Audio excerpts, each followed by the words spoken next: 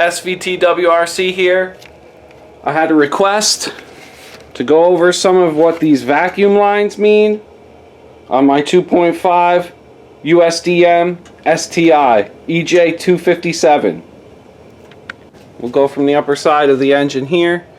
Here we've got our brake booster. This is your brake fluid reservoir. That yellow cap you see back there is your clutch fluid reservoir. Now this hose right here goes into the manifold. This is your brake booster. The larger line up top is the low pressure line for your AC, your air conditioner compressor. There's another line that runs off of it, which is your high pressure line that goes into your condenser, which is kind of like a radiator for your air conditioner. We've also got an alternator, and we've got the power steering pump. Here's one of the lines from the power steering pump. This is the inlet line. That's your high pressure line that goes down there. The other line is the return that comes back and feeds this one like before. Here's your upper coolant hose. Goes into the other coolant duct that goes under the intake manifold, and down there the other blue hose is another coolant hose for the radiator, and they're silicone. And these hoses right here are for the radiator. That's the return for the radiator for this tank. Overflow into your reservoir. Dipstick, oil fill. Yes, there are two caps. Here's one for the radiator. Here's one for the fill tank. You fill from up here. Power steering.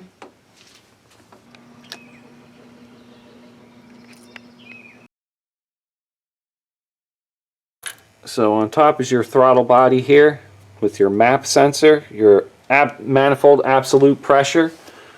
Here's a drive-by-wire unit. So it's all electronic throttle body. Here's a boost reference. That's this that comes off here. This goes into the fuel. Here's your intercooler, your STi intercooler.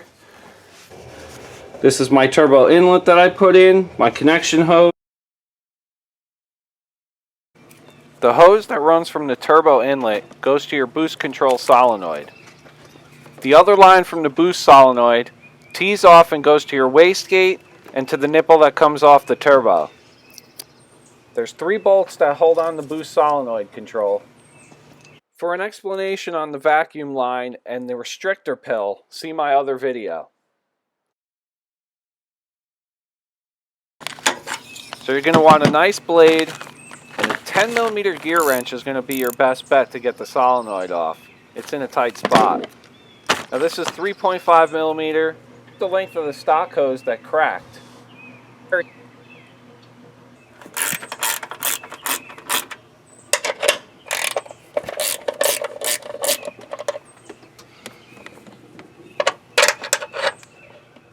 When you remove the 3 bolts from the solenoid, just be careful that each one is a different length, so don't confuse each bolt. You can remove the electrical connection to give you some wiggle room, and then remove the 2 bolts that hold on the boost solenoid to this bracket.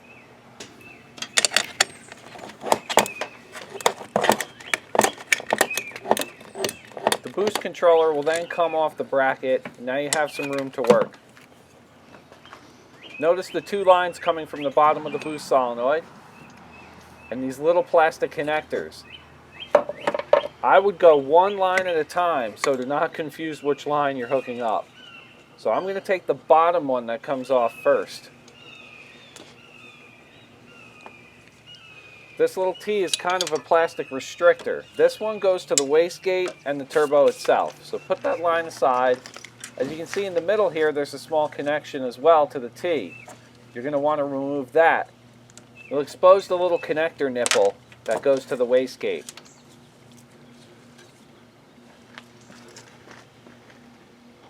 Here's the connector for the solenoid.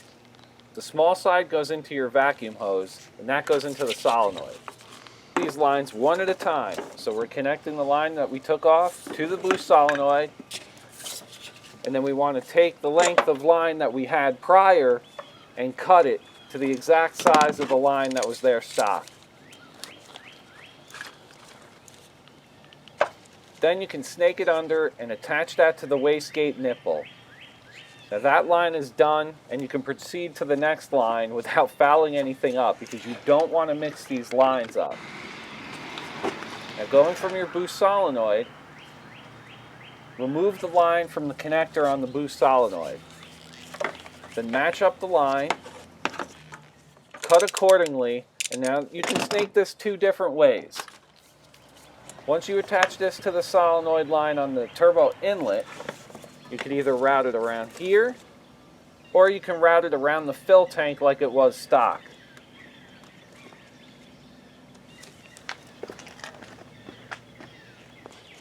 Once connections are made, you can reattach the bracket and the boost solenoid. That is how you upgrade from very squishy, very pliable, and when it gets hot it gets even worse. So now you've got some real protection in there. This isn't going to balloon, or it's going to suck vacuum in and collapse on itself like these will.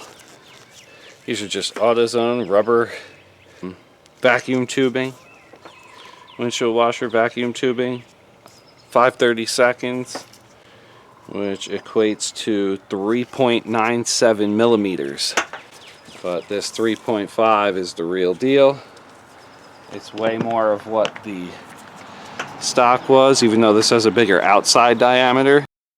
Another benefit of upgrading to the silicone hose is temperature. The silicone can take a much higher temperature than the rubberized hose can. And that's how that's done, guys. Coming over here is a crankcase ventilation. And because these are horizontally opposed, you've got two sides that need to be ventilated. So that's what this T does here, is that brings it back down here into the intake. Once in a while, as you take those hoses off and you clean them out. Now when you take those hoses off, what happens over time here, the oil and everything creates like somewhat of a blockage inside of those hoses. As you can see, it doesn't look very good. This is your bypass valve. This one goes to the intake manifold, and the other one dumps underneath and goes into the intake. Under the intake manifold, there's a couple coolant lines like the one here. That's your PCV. That goes into the block and then snakes under and goes into the intake manifold. So the PCV valve is located right there inside that black housing. The PCV then comes up and snakes into the turbo inlet once again to be put into the air track to be burned in the turbo, which is right under here. IHI VF39, I still have the stock. Here's where the EVAP stuff gets tricky, and the STI is really tight in there. As you can see, there's a little black box with two hoses coming off of it.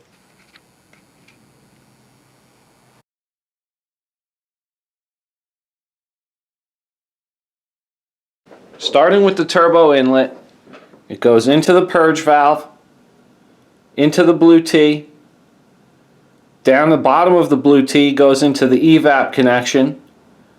The top connection of the EVAP goes into the intake manifold, and the other side of the blue T goes under the intake manifold to the fuel line vent.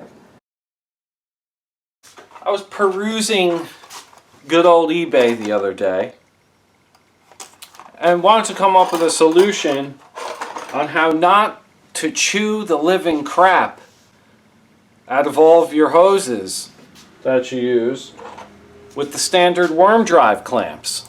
Because what the standard worm drive clamps do, I found these guys. They're from DuPage, and they are smooth.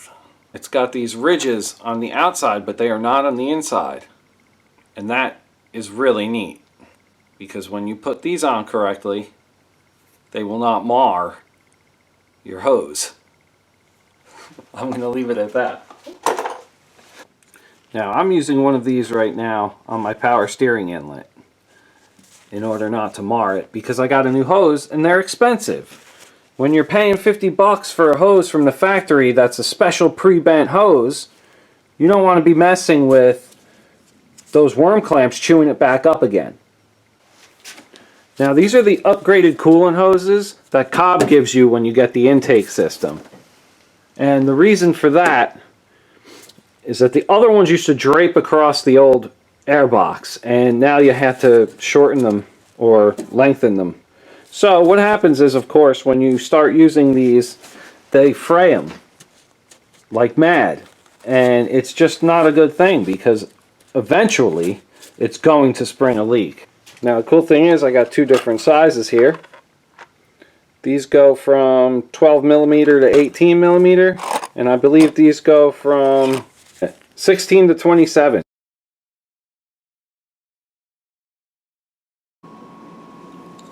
Handling these Subarus have a cleanable mass air, especially to the 07, I believe, 04 to 07. So clean those hot wires out and make sure you're using an approved mass airflow sensor cleaner that doesn't mess up any of the plastics or the electronics. Straw, a cup, some gloves.